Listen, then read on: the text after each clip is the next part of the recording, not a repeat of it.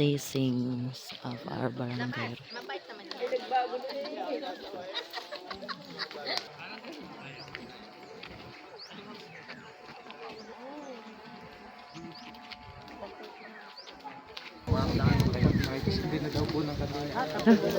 Tandaan ng katotohanan ng buhay, walang makapupunta sa Ama kundi sa pamamagitan ko. Kung ako'y kilala ninyo, kilala na rin yung aking Ama, at mula nga'y kilala siya at inyong nakita. Ang mabuting balita ng ating Panginoon. Pinaguli ka namin, Panginoong Jesucristo. Manalangin tayo. Ama naming makapangyarihan, ikaw ay kapiling naming lahat upang itaguyod ang nagtitiwala sa iyong piling. Sa iyong pagpapala, pangunahan mo ang mga daraan dito at samahan mo sa paglalakbay upang sa iyong tulong makamtan nila ang tanang inaasam at maluwalhating makarating sa pararoonan. Sa pamamagitan ni Hesukristo, kasama ng Espiritu Santo, magpasawalang hanggan. Amen. Bago po paspasan ng daan, atin mo na pong ikakat ang ribbon.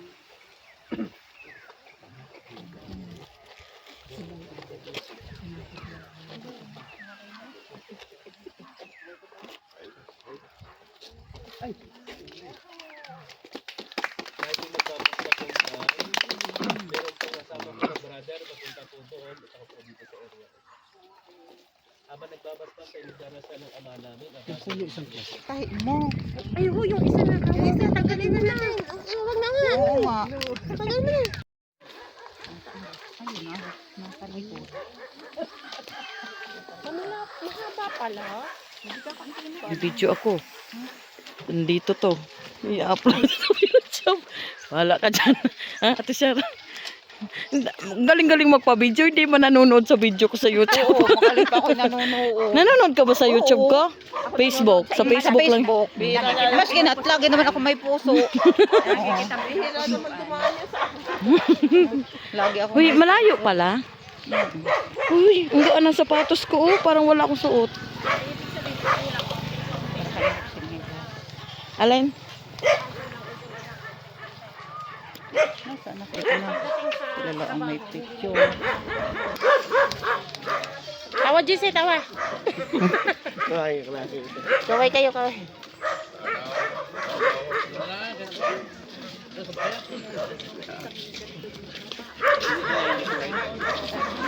No, no. Ang tagal na sa kahuli.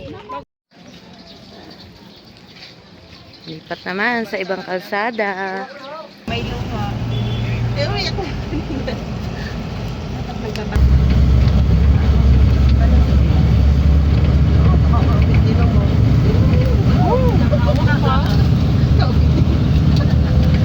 Pilipit naman ang kamay, may hirapan.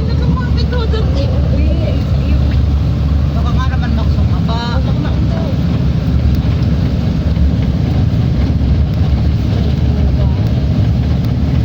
Hindi ka na mapuputikan. Sin, Ah. yun ang kayo na may diga. Mia. Esperado na. May magandang kayo. Dito na ha. Ay, ang ganda ng bahay nung kaninong bahay.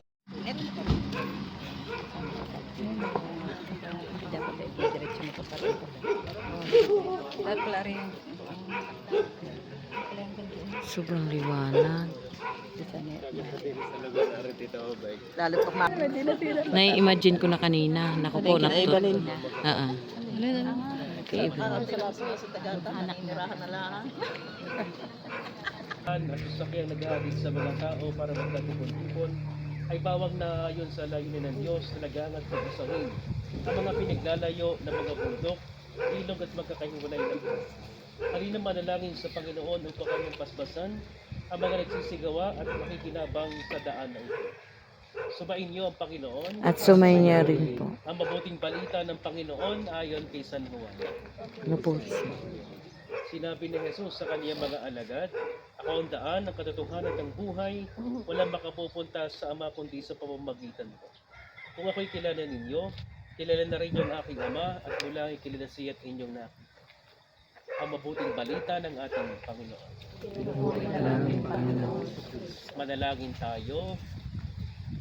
Ama naming makapangyarihan, ikaw ay kapiling naming lahat upang itaguyod ang nagtitiwala sa iyong piling. Sa iyong pagpapala, pagunahan mo ang mga daraan dito at samahan mo sa paglalakbay upang sa iyong tulong makamtan nila ang tanang inaasam at santo magpasawalang hanggan.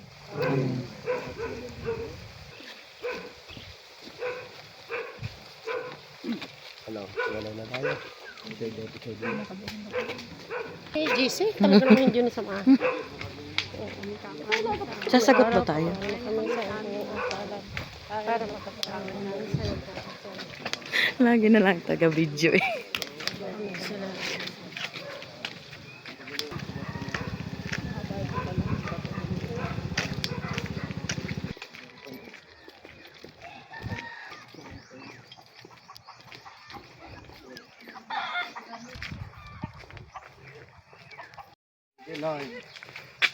Amen. Oh, picture din tayo. tayo yun, nakatapos din. Te, paano nga? Si Jose. Are. Aring itim, aring bilog na yan. Pindutin mo lang yung bilog. Yung bilog lang. Kabila pa tayo, ano? Ayan, ayan.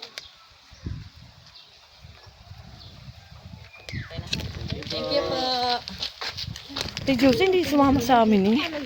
Hanggang dulo doon. Kala ko yung nagambalo. Ay, kami na lang. Magaling dito ang tita, bilhin na yun, dinitiro sa malayo. Mas mahaba naman yung nandun. Kaso walang basta walang likuan. Oh, nandun din sa... Hihilan ako sa parang baka makikita doon ako dito sa mga. Ano ba tayo? Babalik pa. Hintayin na natin sa sakyan dito. Ay, ayun, daanin mo na yung sa. Ate Josie, bukas na ako mag-ano. Pipicturean ko yung pinagturukan ng bata. Eh kaso pa... Sa bagay, pwede ka namang sumakay sa ano, palabas. Nandun ang ama? Malayo, Ate Josie. Nasa likod. May ginagawa, oh, ayun, oh.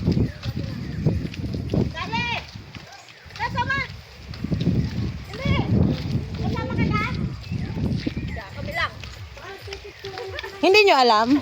Alam ko. May hindi kayo naghintay.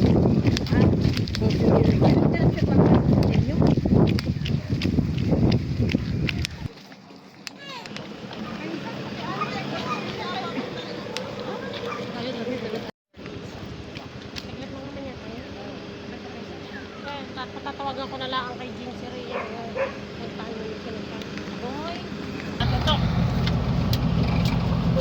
Wala namang gamain. bukas lahat. Ito ko aking batiin at lagi kong ipinaabot. Sabi ko nga, si Paring Edel, Mayor ng Dagata ng Taysan, napakalaking karangalan ng taga-dagatan ng Mayor ay taga rito. Yun ay alam na lahat. Kung saan man na barangay na naroon at taga ng Mayor ay malaking bagay. Balibahasa po wala ang ating DILG na siya naman po ipinarating ko din ang ating imbitasyon. Atin po munang ibigay ang oras sa ating kagalang-galang na punong bayan para magbigay ng kaunting mensahe sa atin.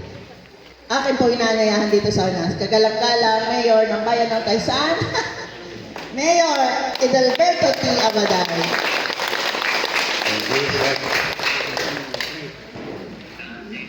Magandang umaga sa inyo lahat. Umaga pa ngayon. Kanina tayo sama-sama sa blazing na kalsada na bagong paggawa ng nasyonal. Yan po hindi sa pamamagitan ko, kundi sa pamamagitan ng tamang ugnayan, ng kapitan, ng lahat ng nanunungkulan, mga pangusyonaris at sinasabi, palibasa ito 2 beses itong ating assembly ng bawat barangay, itong makialam, makilahok at makiisa. Yan yung napakahalaga. Ang amin lang naging pulungan ni dapat maaga ito dahil iwalaan sa bayan at yung mga inyong binoto, doon yung nakikita yung kayo'y tumubo sa kanila.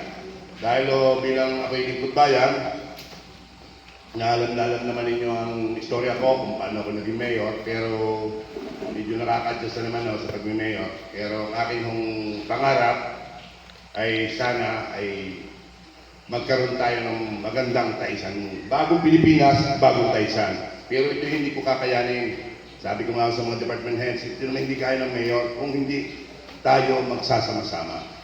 Kaya ho, ang isa ko lang lagi pa sinasabi sa mga mamayan, ako'y panalangin sana yung maging magaling na mayor, tulungang maging malakas ang katawan para ako makapaglingkod sa lahat ng barangay, na nasasakupan ng Taysan. Pero sabi nga kayo ni Pare Andong, ako'y taga rito, siyempre ako'y malapit-lapit puntahan. Pero sa tunay na buhay, hindi ko naman nasabihin ang barangay Dagatan lang ay paglilingkudan.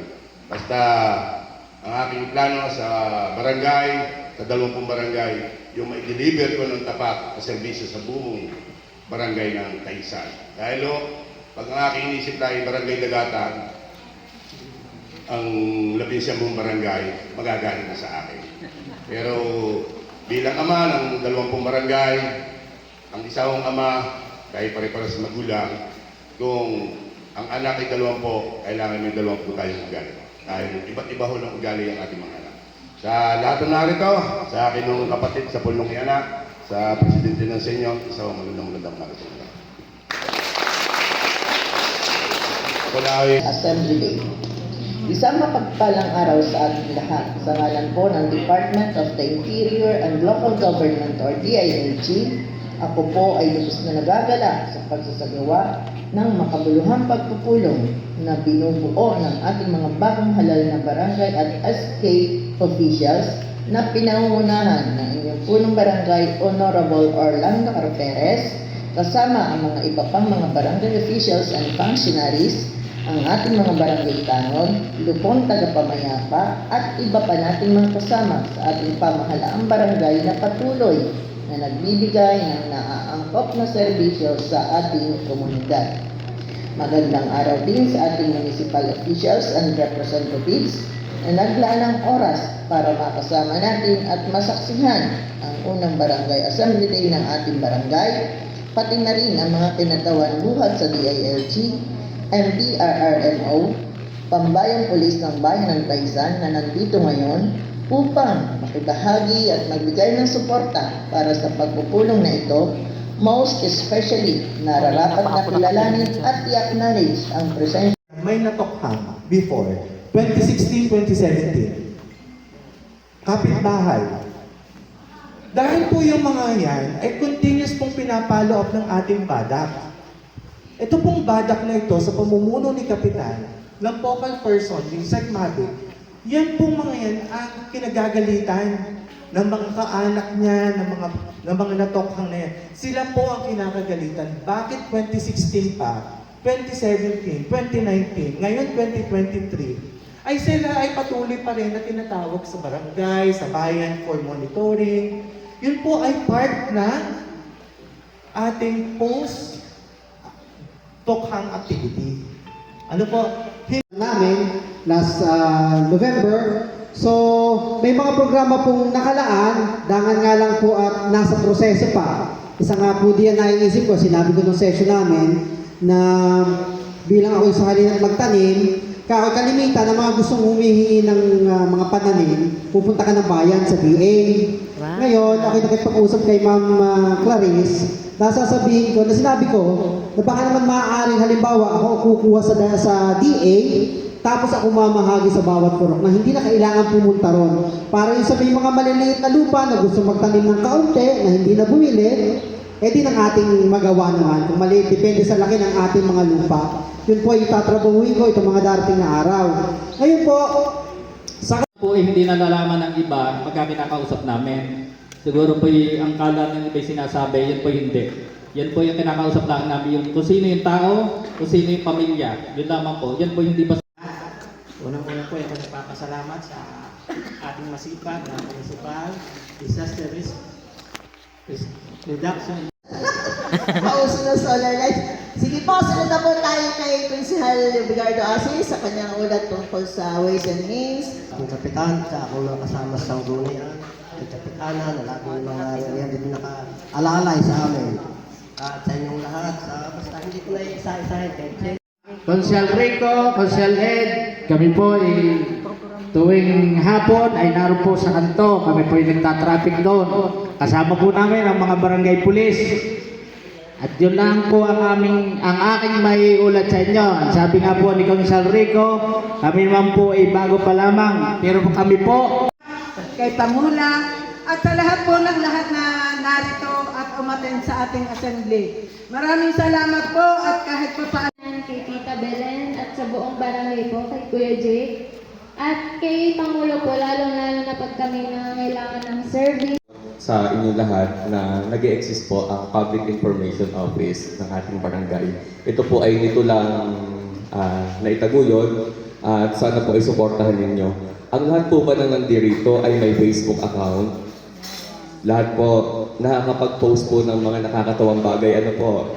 Yan. Bayaran, yun po. So maraming salamat po sa patuloy ninyong pagtangkilik sa ating dawasan. Yun lang po at magandang araw po.